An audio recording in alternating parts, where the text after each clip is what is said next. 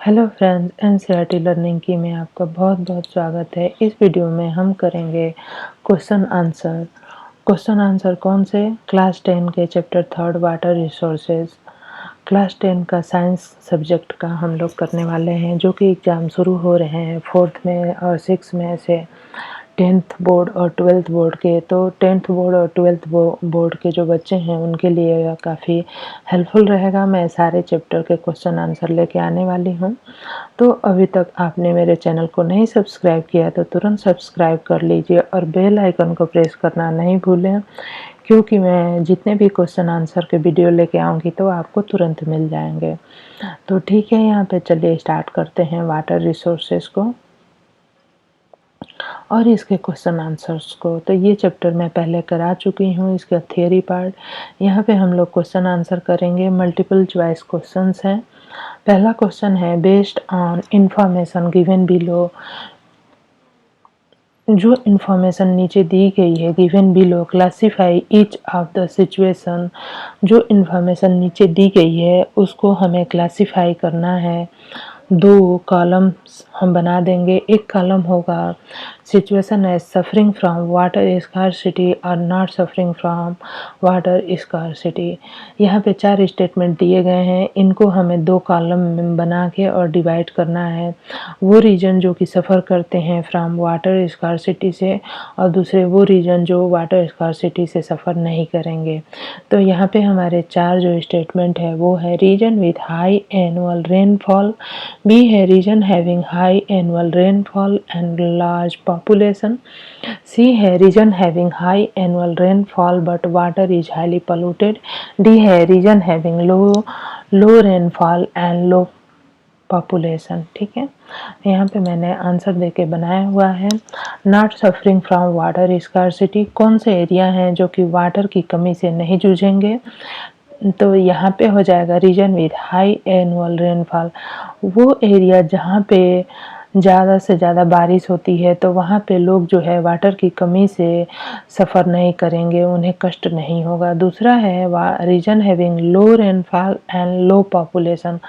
वो रीजन जहाँ पे रेनफॉल तो कम है लेकिन पॉपुलेशन भी कम है, इसलिए कम लोग होंगे तो उनकी ज़रूरतें भी पूरी हो जाएंगी। तो जो लोग वाटर की कमी से नहीं जूझेंगे उसमें ये 2 स्टेटमेंट हो गए। नेक्स्ट जो हमारा कॉलम है वो है सफरिंग फ्रॉम वाटर स्कार्सिटी। वो एरिया जो कि वाटर की स्कार्सिटी से जूझेंगे उसमें कौन कौन से स्टेटमेंट आ जाएंगे? यहाँ पे आंसर में पहला है, region having high rainfall but water is highly polluted. ऐसा एरिया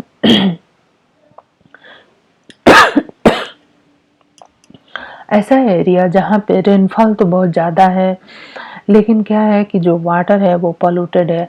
तो पोल्यूटेड एयर होगा, ज़्यादा भी होगा तो हम उसका यूज़ नहीं कर सकते।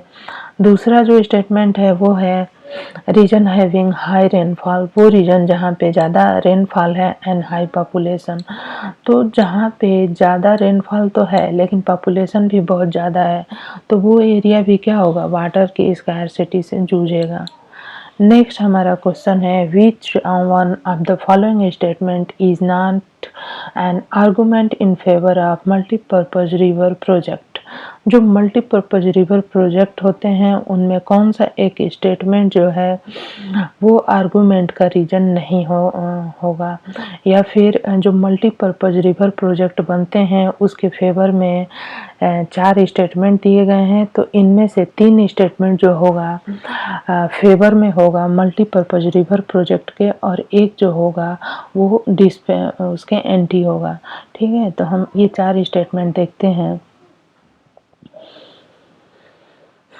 ए है, multipurpose project bring water to those area which suffer from water scarcity. तो मल्टीपर्पज रिवर प्रोजेक्ट के फेवर में हो गया कि मल्टीपर्पज रिवर प्रोजेक्ट जो है उस एरिया में वाटर को पहुंचाता है जहां पे वाटर की कमी है। दूसरा है B. Multi-purpose project by regulating water flow help to control flood। ये भी जो है मल्टीपर्पज रिवर प्रोजेक्ट के बारे में फेवर में हो गया कि मल्टीपर्पज प्रोजेक्ट जो होते हैं वाटर के फ्लो को रेगुलेट करते हैं और कंट्रोल करते हैं, जिससे क्या होता है, जिस एरिया में फ्लड आती है, बाढ़ आती है, वो कंट्रोल हो जाती है। नेक्स्ट स्टेटमेंट है C. Multipurpose project lead to large scale displacement and loss of livelihood. तो मल्टीपर्पज जो रिवर प्रोजेक्ट बनते हैं उस समय पे बहुत ज़्यादा जो आसपास के गांव होते हैं उनको डिस्प्लेसमेंट मीन्स कि वो जगह छोड़ के दूसरी जगह जाना होता है और उनके लिवलीहुड का मीन्स कि उनके जीविका का जो साधन है उसका भी नुकसान होता है। तो यह जो स्टेटमेंट है मल्टीपर्पज रिवर प्रोजेक्ट के फेवर में नहीं है, मीन्स कि फेवर में नहीं है। डी है multipurpose project generate electricity for our industry and our home. तो यहाँ पे मल्टीपर्पज रिवर प्रोजेक्ट जो है हमारे घर के लिए इलेक्ट्रिसिटी पैदा करता है। तो इनमें से 3 स्टेटमेंट ए, बी और डी जो है फेवर में है मल्टीपर्पज रिवर प्रोजेक्ट के, जबकि जो स्टेटमेंट सी है यह जो है फेवर में नहीं है। तो इसलिए यहाँ पे ऑप्शन सी करेक्ट हो जाएगा। नेक्स्ट हमारा जो क्वेश्चन है वो है here are some false statement, identify the mistake and rewrite them correctly. यहाँ पे कुछ स्टेटमेंट दिए गए हैं, उनमें कुछ गलतियाँ हैं, उसको सही करके हमें फिर से लिखना है अपनी कॉपी में। तो यहाँ पे स्टेटमेंट 1 कह रहा है multiplying urban centre with large and dense population and urban life style have helped in proper utilization of water resources. ये कह रहा है कि ज़्यादा सिटीज़ का बनना और बहुत ही घनी आबादी का होना अर्बन और जो अर्बन लाइफ स्टाइल है वो हेल्प करता है यूटिलाइजेशन ऑफ वाटर रिसोर्सेज, कि हम वाटर रिसोर्सेज का प्रॉपर यूटिलाइजेशन कर सकें। नहीं, इसको हम हेल्प्ड इन मीन्स कि यह जो है जो अर्बन ज़्यादा से ज़्यादा शहर बन रहे हैं और ज़्यादा से ज़्यादा जो है कि डेंस पॉपुलेशन हो रही है, तो वाटर का तो वो ज़्यादा यूज कर रही है, लेकिन ये सही नहीं है, ऐसा नहीं होना चाहिए। पॉपुलेशन कम होनी चाहिए, अर्बन सिटीज़ भी कम बननी चाहिए। और जो है ये proper utilization of water resources को हेल्प नहीं करता है, बल्कि जो वाटर रिसोर्सेज हैं उनको डैमेज करने का कार्य करता है। ठीक है, क्योंकि जितनी भी जगह पे सिटीज़ बनती जाती हैं, पेड़ पौधे कटते जाते हैं, जो मिट्टी है वो बहुत ही स्टोनी हार्ड पत्थर जैसी हो जाती है। फिर जो बारिश का पानी है वो भी जो सीप होके ग्रेविटेशनल वाटर तक, ग्रेविटेशनल लेवल तक जो पहुंचता है वो भी नहीं हो पाता है। इसलिए पूरा वाटर का जो साइकिल है वो डिस्टर्ब हो जाता है। तो यहाँ पे हम कहेंगे कि हेल्प नहीं करता है, बल्कि ये डैमेज करता है वाटर रिसोर्सेस को और उनके देखरेख को। दूसरा स्टेटमेंट है regulating and damaging of river does not affect the river natural flow and its sediment flow.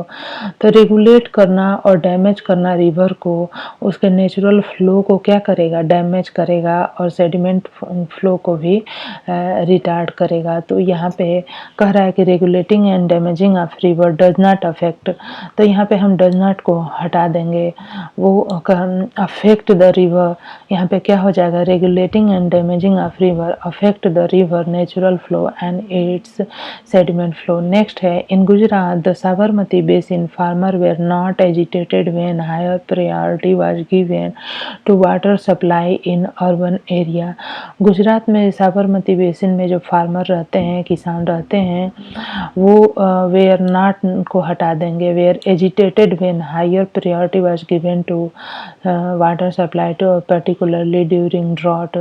तो साबरमती में जो किसान रहते हैं उनको जो है बहुत गुस्सा आया था और जो है वो बहुत एजिटेट हुए थे। तो यहाँ पे क्या गलत है, नॉट को हटा देंगे। नेक्स्ट है today in Rajasthan the practice of rooftop rain water harvesting has gained popularity despite high water availability due to the Rajasthan Canal। Water harvesting has gained popularity नहीं, ये जो है डिसपॉपुलर मीन्स कि पहले लोग जो है रूफ वाटर हार्वेस्टिंग बहुत ज़्यादा करते थे, आज के टाइम पे ये कम हो गया है, तो इसको भी हम सही करके लिख देंगे। नेक्स्ट हमारा क्वेश्चन है answer the following question in about 30 words. 30 words means कि 4 लाइन्स में आपको इन क्वेश्चंस के आंसर देने होंगे। Explain how water become a renewable resource, दूसरा है what is water scarcity and what are its main causes, and third है compare the advantage and disadvantage of multipurpose river project. तो explain how water become a renewable resource, तो water जो है एक renewable resource कैसे हो जाता है, ये है हमारा वाटर साइकिल। देखिए इसको हम 5-6 लाइन में अगर इसको लिखते हैं तब भी हो जाएगा, या फिर वाटर साइकिल बना दिए तब भी समझ में आ जाएगा कि वाटर किस तरह से एक रिन्यूएबल रिसोर्स है। जैसे कि जब रेन वाटर, जब बारिश होती है तो क्या होता है, जंगलों में, शहरों में, गाँव में मिट्टी पे जो बारिश पड़ती है वो क्या होती है, वो जो है सारी बह के कहाँ जाएगी, वो बह के फ्लो होके लेक में जाएगी, ओशियन में और रिवर में। किसी किसी शहर के पास जो है ओशियन होता है तो ओशियन में चली जाती है, रिवर होता है रिवर में चली जाती है, या फिर लेक जो होते हैं झरने वहाँ चली जाती है। फिर ये वाटर जो होता है इन झरनों से, नदियों से और ओशियन से क्या होता है, ग्राउंड वाटर लेवल तक सीप होता है, मीन्स कि अंदर जो है मिट्टी में सूखता जाता है और ग्राउंड वाटर लेवल तक पहुँच जाता है। और कुछ वाटर क्या होता है, वाटर इवेपोरेट होता है जो नदियों से, समुद्र से और झरनों से, वाटर बॉडीज से, और यह क्या बनाता है, क्लाउड बनाता है। क्लाउड जब फॉर्म होता है उसके बाद जो है फिर से बारिश होती है और फिर से ये साइकिल चलती रहती है।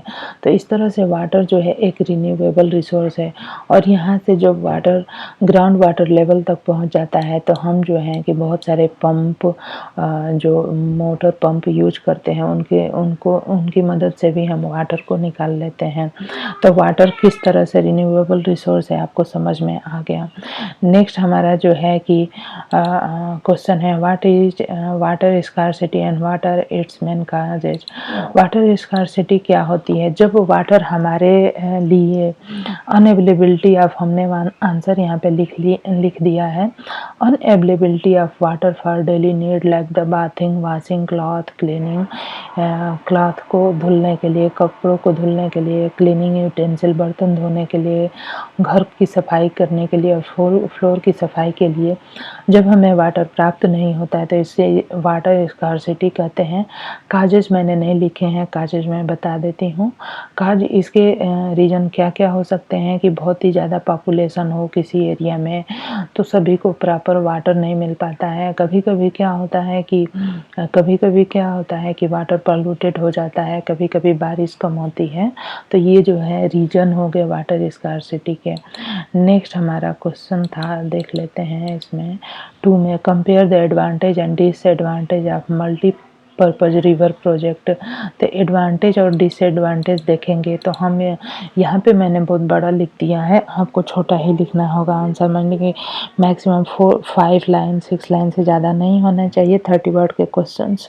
तो एडवांटेज और डिसएडवांटेज क्या है, एडवांटेज ये है मल्टीपर्पज रिवर प्रोजेक्ट के एडवांटेज ये हैं कि हम जो है फ्लड को कंट्रोल कर पाते हैं, हम वाटर को वहाँ पहुँचा पाते हैं जहाँ पे कि इसकी ज़रूरत है। मैं जो बता रही हूँ आप इसको लिखते भी जाइए। जहाँ पे वाटर की कमी है, ठीक है, वहाँ पे हम वाटर को पहुँचा पाते हैं, फ्लड को कंट्रोल कर पाते हैं और जो है कि इलेक्ट्रिसिटी पैदा कर पाते हैं। मल्टीपर्पज रिवर प्रोजेक्ट के ये सारे एडवांटेज हैं। अब यहाँ पे हम देखेंगे regulating damage and damaging of river affect their natural flow causing poor sediment flow and excessive sediment at the bottom of the reservoir resulting in rockier stream bed and poorer habitat for the river aquatic life. Dam also fragment river, making it difficult for the aquatic fauna to migrate, especially for the spawning.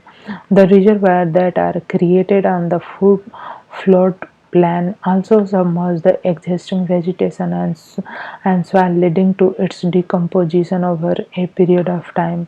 Multi-purpose projects जो होते हैं and large dams have also been the cause of many new social movements like the Narmada बचाओ आंदोलन and the Tehri dam आंदोलन etc. तो ये जो हो गया ये गलत लिख दिया है मैंने, तो ये डिसएडवांटेज हो गए और एडवांटेज भी मैंने आपको बता दिया है। तो फ्रेंड्स, आपने अगर मेरे वीडियो को, मेरे चैनल को सब्सक्राइब नहीं किया है तो तुरंत सब्सक्राइब कर लीजिए, बेल आइकन को भी प्रेस कर दीजिए। बाकी के क्वेश्चन आंसर भी मैं नेक्स्ट वीडियो में कराऊंगी। धन्यवाद।